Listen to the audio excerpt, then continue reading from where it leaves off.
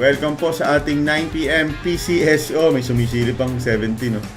Ayan, 9pm, October 19, 2023. Kung ikaw po ay first time, magkalimutang mag-subscribe dahil dito po, updated ka sa Lotto Result. Pwede ka pang sumali sa aming GCash giveaway. Nagpapamigay po kami ng GCash tuwing Sunday. Ang kailangan mo lang gawin ay magpa-attendance. Manood ka po Lunes hanggang Biyernes, katulad po ng mga nakikita nyo sa screen ngayon. Lunes, October 15 hanggang ngayon, October 18, present po yung mga may kulay na yan. Isang araw na lang, kasali na po sila sa raffle. Kung gusto nyo pong sumali sa aming 500 pesos pa-raffle sa Sunday, mag-subscribe at manood kayo araw-araw dito sa Garay TV or Taya Tayo Lotto K3 sa Facebook.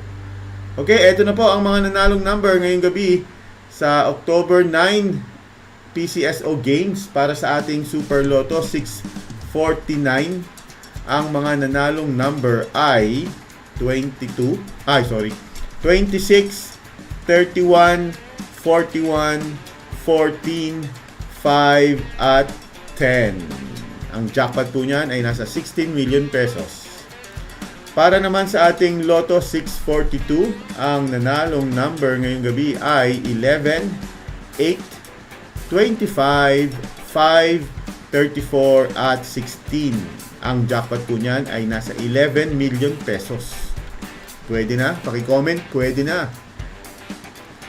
Para sa 6D Lotto, ang lumabas na number ngayong gabi, October 19, ay 082757. Nasa 1.52 million na po ang jackpot niyan. Sana mapanalo na natin. May panalo ka po na 40 pesos kung nakuha mo yung 57 sa dulo or yung 08 sa kabilang dulo.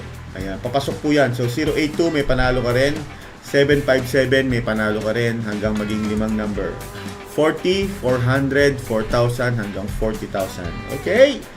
Para sa 3D, 050 ang lumabas na number ng pang alas 9. Congratulations kung nanalo ka. Kung hindi, taya ulit tayo bukas sa ating Lotto outlet sa Facebook.